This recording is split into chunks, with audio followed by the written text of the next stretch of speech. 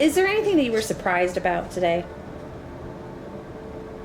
The thing that surprised me most today was that I didn't think that there was an opportunity for anything to go wrong. Other than we did something wrong with our design and the design didn't work and it didn't feel good. That was my biggest fear. And good morning. It's 5:43 a.m. We are here headed to the foundry to see our kettle babies being born. we drove out to Spokane last night, and we stayed overnight so that we could be at the foundry at 6 in the morning. And today what was supposed to happen was we would document the first pouring of our brand new kettlebells. We were going to document how a mold is made with our patterns. It's a green sand mold, so the patterns get pressed into the green sand and they create these great molds. And then we're going to document the filming of the hot molten iron being poured into the molds, and hopefully capture that moment when they break open the mold and you see this kettlebell emerge. That's what we were supposed to do today. Well, what actually happens today is pretty close to what we had expected, but not quite. We got to see our beautiful patterns up close and personal, and we were really happy with those. Thought they were beautiful, looked like they're gonna work great. We got to see the inner core boxes, which determine the weight of the kettlebells. And then we got to see how they're gonna, they put those pieces together to make an actual green sand mold. And we started with the larger geometry, the 16 kilo larger geometry. It was always our plan to start with these first test runs with the larger geometry of the 16 kilo and the smaller geometry of the 8 kilo. And everything seemed to be going according to plan as far as I know. But as they were pressing the pattern into the green sand and the big machinery would come off, JJ kept pointing out he was noticing how the walls were thin towards the base of the kettlebell. And the reason being, he was saying that they're blowing out. And the reason being is, well, we chose to do a 4-character pattern. And basically it pushed the characters to the very limits of the sand mold.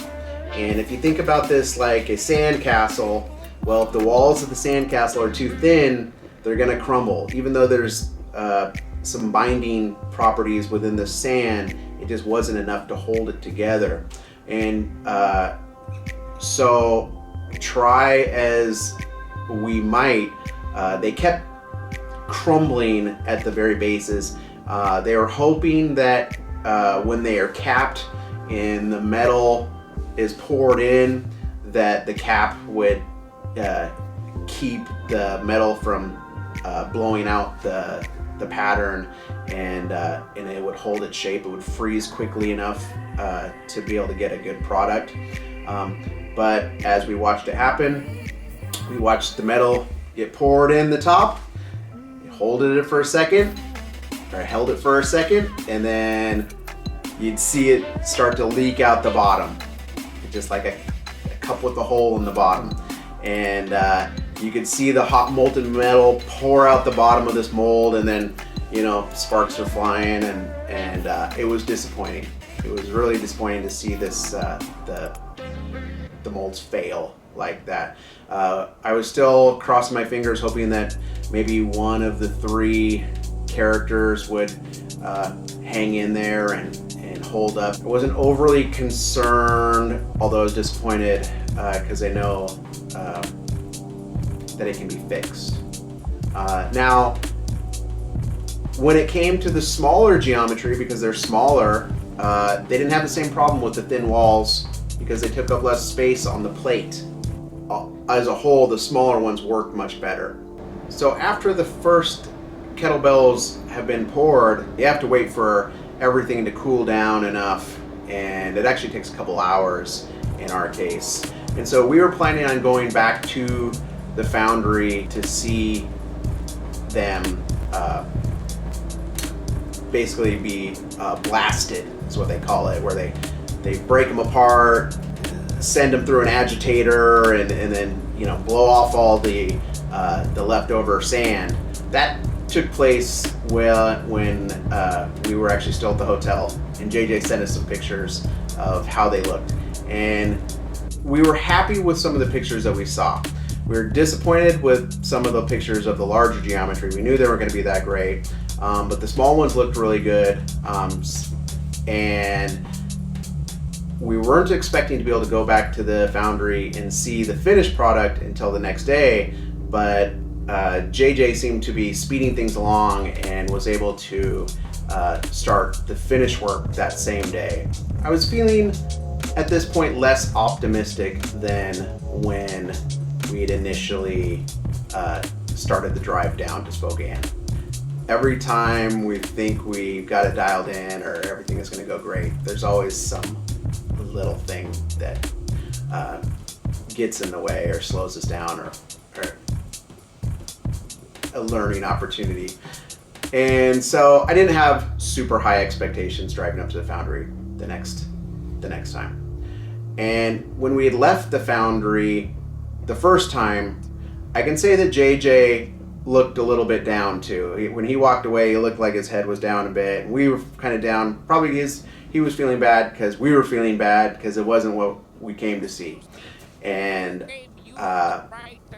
I think he knew that there was a possibility that the patterns wouldn't be right the first time, because this happens in this business, but we weren't ready for that. But when we showed up back at the foundry for the second time, from across the street as we were pulling up, he seemed a lot more chipper.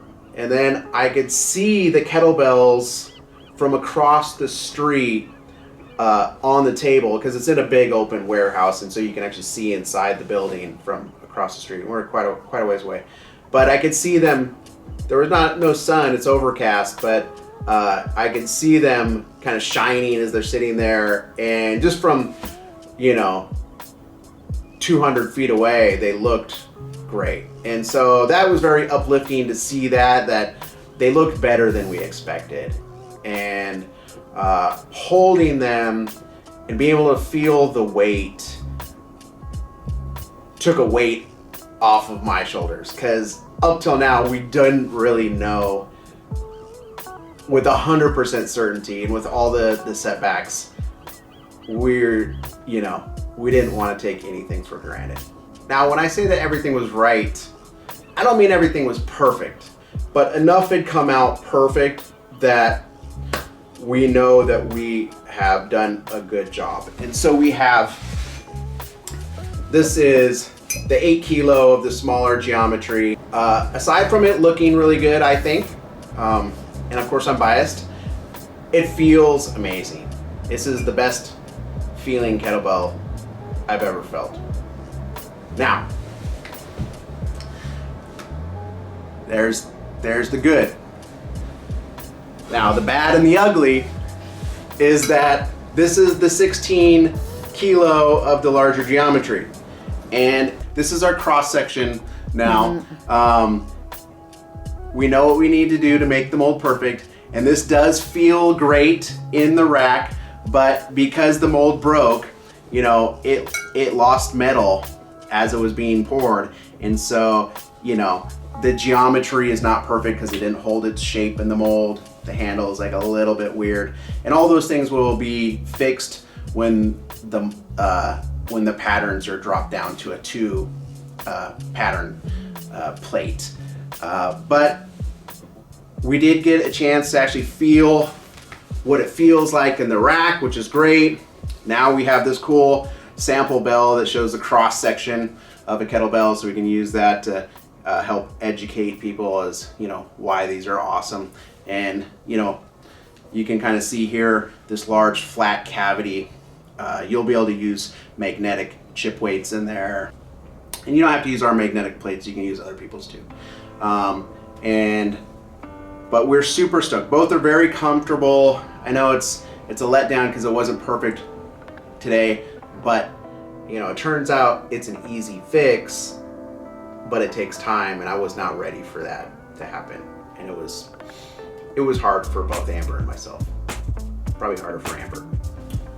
So the bottom line with the smaller geometry, 2 out of the 4 of these kettlebells came out perfect. The other 2, they had a little bit of issues with degassing as the metal was poured, and so they're going to make some slight tweaks to the pattern to allow for better degassing, so we get a more consistent, uniform product. Because they were slightly, this is a perfect 8 kilos, and the other ones were not a perfect 8 kilos. It was very close, it was within specs, but we want a perfect 8 kilos every time.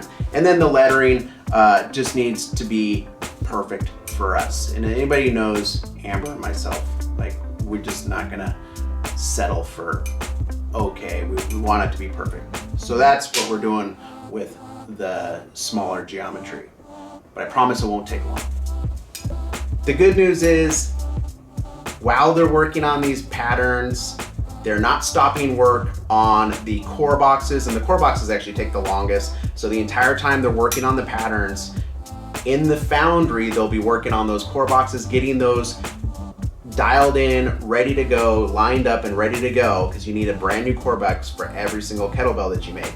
And so those will be stacked up, ready to go, so that when those patterns come back, they can go into full production mode and start blasting these kettlebells out. Because the pouring and the finishing is actually the fastest part.